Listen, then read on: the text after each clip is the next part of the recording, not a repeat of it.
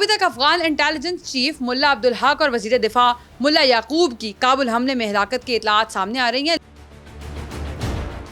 بھارت اور اس کی پراکسیز کو اپنی سرزمین سے نہ نکالا تو پھر ہم بھی کسی مذہبی اور ثقافتی رشتے کی پرواہ نہیں کریں گے. افغان وزیر دفاع کے بعد افغان انٹیلیجنس بھی منظر عام سے غائب ہو چکی ہے. اگلے 48 گھنٹے ماہرین کے مطابق بڑے اہم ہیں. پاکستان زیر قبضہ افغان مورچے واپس نہیں کرے گا. افغان طالبان نے جس مودی کو اپنا گرو تسلیم کیا ہے اس کی اوقات صرف اتنی ہے کہ وہ بھارت کا دفاع تو نہیں کر سکتا، افغانستان کا دفاع کیا خاک کرے گا. امریکی صدر ٹرمپ نے دوبارہ مودی کو ذلیل کر دیا ہے. اس نالائکی کی وجہ سے صدر ٹرمپ نے آج پھر مودی کو 7 طیارے گرنے کا طعنہ بھی دیا ہے اور پوری دنیا کو بتایا ہے کہ مودی نے اس سے وعدہ کیا ہے کہ وہ روس سے تیل لے کر خریداری بند کر دے گا.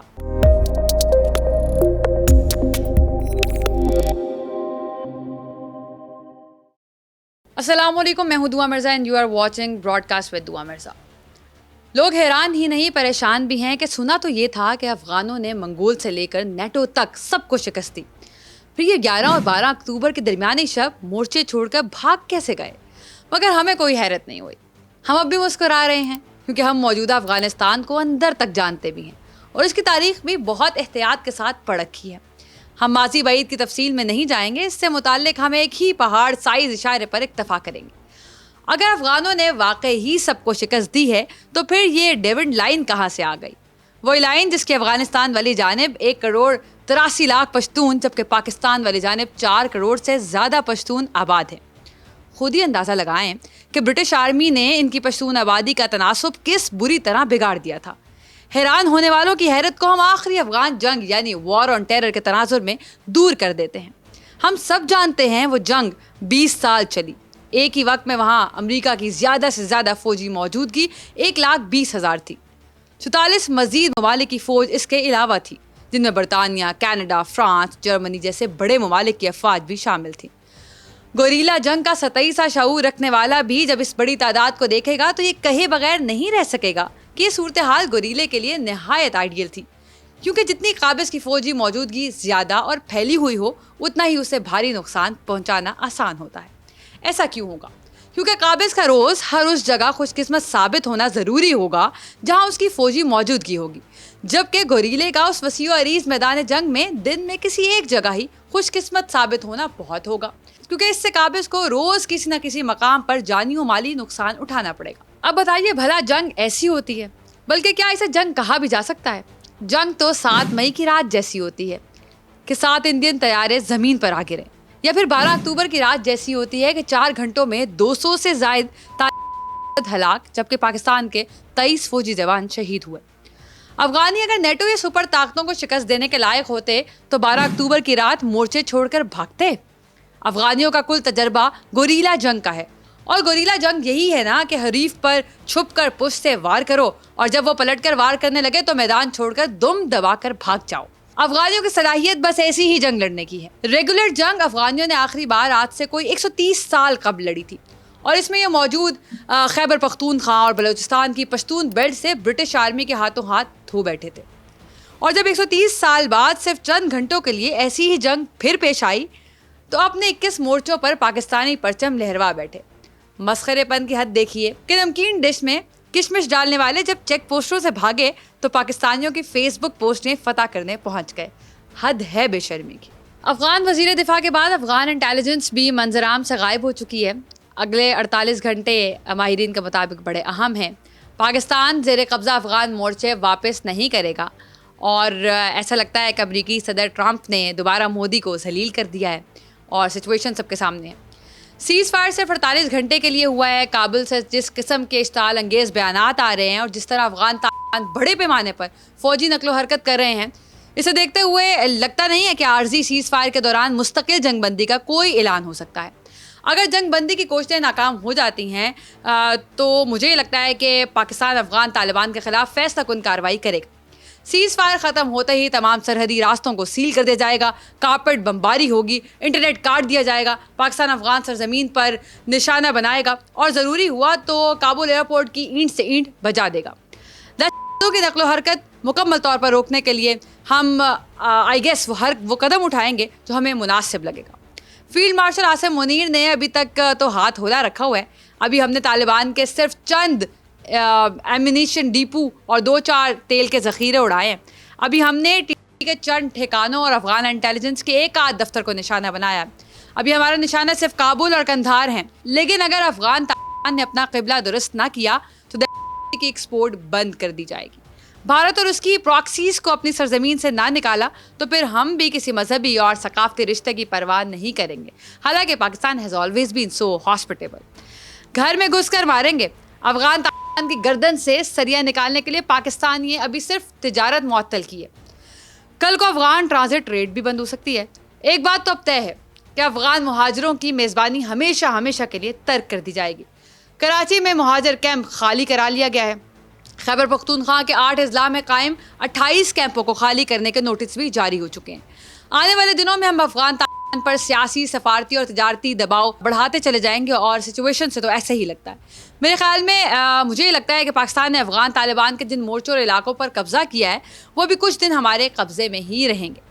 جب تک یہ مورچے ہمارے قبضے میں رہیں گے تب تک افغان طالبان کے پاس حملے کا جواز موجود رہے گا. اور جب تک یہ حملے کرتے رہیں گے تب تک پاکستان بھی افغانستان کے اندر جہاں کے مراکز ہیں ان کو ڈیفینیٹلی نشانہ بھی بناتا رہے گا. پاکستان کو بھی کارروائی اس وقت تک روکنی نہیں چاہیے جب تک افغان طالبان کی اکڑ ختم نہیں ہو جاتی. Because it's enough now. اور وہ سرنڈر نہیں کرتے. اگر یہ کسی تھرڈ پارٹی کے ذریعے یا بیک چینل ڈپلومیسی کے ذریعے اپنے مورچے واپس مانگے تو پاکستان کو صاف انکار کر دینا چاہیے. پاکستان کو شرط رکھنی چاہیے کہ افغان طالبان یہ مطالبہ پریس کانفرنس کے ذریعے کریں تاکہ چیزیں آن ریکارڈ آ جائیں. ڈیوڈ لائن کو تسلیم کرنے کا اعلان کریں اور آئندہ اچھے ہمسائے کی طرح رہنے کا وعدہ بھی کریں. ماہرین یہ بھی کہتے ہیں کہ یہ لوگ ہمیشہ منافقت کا سہارا لیتے ہیں. بند کمروں میں مذاکرات کے دوران آپ کے ہر گلے شکوے کو جائز قرار دیتے ہیں اور جیسے ہی معافی تلافی کی کوشش کرتے ہیں اور باہر نکل کر پھر سے وہی باتیں شروع کر دیتے ہیں. اب یہ قابو میں آئے ہوئے ہیں تو ان سے شاید بات کر لینی چاہیے. ان کی اس وقت تک ٹھکائی جاری رہنی چاہیے جب تک یہ اپنی حرکتوں سے باز نہیں آ جاتے. پاکستان نے ابھی تک افغان طالبان کی قیادت کو نشانہ نہیں بنایا. لیکن اگر یہ پاکستان کو ڈسنے سے باز نہیں آتے تو پاکستان کو ہیبت اللہ اور ذبیح اللہ سمیت سب کے ٹھکانے معلوم ہیں. ابھی تک افغان انٹیلیجنس چیف ملا عبدالحق اور وزیر دفاع ملا یعقوب کی کابل حملے میں ہلاکت کی اطلاعات سامنے آ رہی ہیں لیکن تاحال کسی جانب سے ان اطلاعات کی تصدیق نہیں ہو سکی. افغانستان کے عام لوگ افغان طالبان سے سخت نالاں ہیں. شمالی اتحاد والے ان سے جان چھڑانا چاہتے ہیں. سراج الدین حقانی گروپ میں قندھاری ٹولے کی پالیسیوں پر سر عام تنقید کر رہا ہے. یہی وجہ ہے کہ پاکستان سے لڑائی چھیڑ کر افغان طالبان کی تنہائی میں مزید اضافہ ہو گیا ہے. امریکہ، روس، چین، یورپ، سینٹرل ایشیا سمیت پوری دنیا جانتی ہے کہ افغانستان میں موجود گروپ عالمی امن کے لیے حقیقی طور پر خطرہ ہے. سب کو پتا ہے کہ افغان طالبان ان گروپوں کے خلاف کارروائی کرنے پر تیار نہیں ہے. یہی وجہ ہے کہ اس تناؤ کے دوران کسی ملک کا افغان طالبان کے حق میں کوئی بیان نہیں آ رہا. کئی اہم ملکوں نے سرے سے اس ایشو پر بات ہی نہیں کی. جن ملکوں نے تحمل کا مظاہرہ کرنے کو کہا ہے انہوں نے بھی ایک طرح سے پاکستان کی حوصلہ افزائی کی ہے کہ جو جی میں آئے کرو بس ایک بار ان کی طبیعت سیٹ کر دو کیونکہ اب تمام لوگ ان سے پریشان. اب دیکھیں پوری دنیا میں کسی ایک ملک نے بھی پاکستان کی جوابی کارروائی کی مذمت نہیں کی. بھارت جو ابھی افغان طالبان کا نیا اتحادی بنا ہے اسے بھی پاکستان کی مذمت کرنے کی ہمت نہیں ہو رہی کیونکہ وہ 7 مئی کا مزہ چکھ چکا ہے. بھارت بھی جانتا ہے کہ افغان طالبان کی سفارتی سطح پر حمایت کا مطلب کی حمایت کرنا ہے. کمال تو ایران نے کیا ہے. وہ بلا سوچے سمجھے پاکستان کی حمایت میں اس جنگ میں کود پڑا ہے. ایران نے اپنی راکٹ فورس اور توپ خانے کو افغان سرحد پر زائل کے قریب شفٹ کر دیا ہے تاکہ یہ درندے پاکستانی حملوں سے بچنے کے لیے کہیں اس کے علاقوں میں نہ گھسائیں. لمبی چوڑی تاریخی حوالوں میں پڑھنا تو نہیں چاہیے لیکن پچھلے اسی سال کی تاریخ دیکھیں تو ہمیں پتہ چلتا ہے کہ کابل میں کوئی بھی حکومت پاکستان کی حمایت کے بغیر قائم نہیں رہ سکتی. یہ ایک تاریخی حقیقت ہے اور افغان طالبان اگر اسی زمینی حقیقت کی فراموش نہ کرتے تو آج کابل اور قندھار جیسے خوبصورت شہر یوں برباد نہ ہوتے.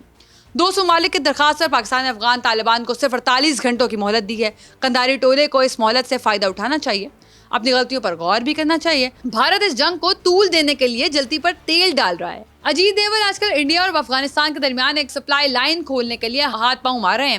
وہ کسی ایسے راستے کی تلاش میں ہیں جہاں سے وہ بلا روک اسلحہ، ہتھیار اور گولہ بارود افغان طالبان کو پہنچا سکیں. چونکہ چین اور ایران دونوں انڈیا کو راستہ دینے پر آمادہ نہیں ہیں اس لیے کل وہ کرغستان گئے تھے لیکن کرغستان سمیت سینٹرل ایشیا کی کسی ریاست نے ان کو وہاں پر گھسنے نہیں دیا.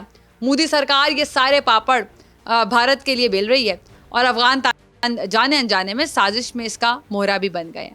افغانستان میں جو لوگ بھارت کی دوستی کا دم بھر رہے ہیں ان کو بھارتی پارلیمنٹیرین اسد الدین اویسی کی گفتگو لازمی سننی چاہیے. مجھے لگتا ہے کہ اس گفتگو کو سن کر افغانستان کے باشعور عوام کی آنکھیں کھل جائیں گی اور وہ بھارت کے مکروہ چہروں کو پہچان لیں گے. افغانستان کے شہریوں کو اور افغانستان میں برسر اقتدار ٹولے کو یہ بات ذہن نشین کر لینی چاہیے کہ بھارت کا نظریہ اس خطے کے تمام ممالک کی سلامتی اور بقا کے لیے خطرہ ہے. افغانستان نے جس مودی کو اپنا گرو تسلیم کیا ہے اس کی اوقات صرف اتنی ہے کہ وہ بھارت کا دفاع تو نہیں کر سکتا, افغانستان کا دفاع کیا خاک کرے گا. اس نالائکی کی وجہ سے صدر ٹرمپ نے آج پھر مودی کو 7 طیارے گرنے کا تانا بھی دیا ہے اور پوری دنیا کو بتایا ہے کہ مودی نے اس سے وعدہ کیا ہے کہ وہ روس سے تیل لے کر خریداری بند کر دے گا. اب دیکھیں, صدر ٹرمپ نے مودی کو اپنا دوست تو کہا ہے لیکن تعریف انہوں نے وزیر اعظم شہباز شریف کی ہے. اس طرح سرعام صرف ان دوستوں کی توہین کی جاتی ہے جو ناقابل اعتبار ہوں, جو وقت آنے پر دغا دینے کے عادی ہوں, آستین کا سانپ ہوں اور پیٹھ میں چھرا گھومتے ہوں. عالمی سیاست میں بھارت کا تاریخی کردار یہی ہے کہ وہ معمولی فائدے کے لیے بھی درینہ دوستوں سے منہ موڑ لیتے ہیں. امریکی صدر کو تو چھوڑیں, برطانوی وزیر اعظم نے تو مودی کو دن میں تارے دکھا دیے ہیں. آپ کو یاد ہوگا کہ ابھی چند روز پہلے ہی کیئر سٹارمر نے انڈیا کا دورہ کیا تھا. اس دورے کے دوران مودی نے برطانوی وفد کی بہت آؤ بھگت کی تھی. برطانوی وزیر اعظم نے انڈیا میں بھاری سرمایہ کاری کا وعدہ بھی کیا تھا, لیکن لندن واپس پہنچتے ہی انہوں نے بھارت کی ایک آئل کمپنی پر پابندی عائد کر دی. مجھے یہ لگتا ہے کہ بھارت اس دباؤ کو زیادہ دیر برداشت نہیں کر سکے گا اور بہت جلد روس سے مکمل قطع تعلق کر لے گا. کابل انتظامیہ کو چاہیے کہ وہ بھارت سے پینگا بڑھانے سے پہلے اس کے ماضی کا تجربہ یاد رکھیں, مستقبل کے حالات کا جائزہ لیں اور زمینی حقائق کو بھی دیکھ لیں. اس کے باوجود انہوں نے اپنے موقف سے رجوع نہ کیا تو پھر پاکستان کو مجبوراً اپنے پلان بی پر ہی کام شروع کرنا پڑے گا. ایک اور ایپیسوڈ کے ساتھ پھر سے ملاقات ہوگی. اللہ نے کہا.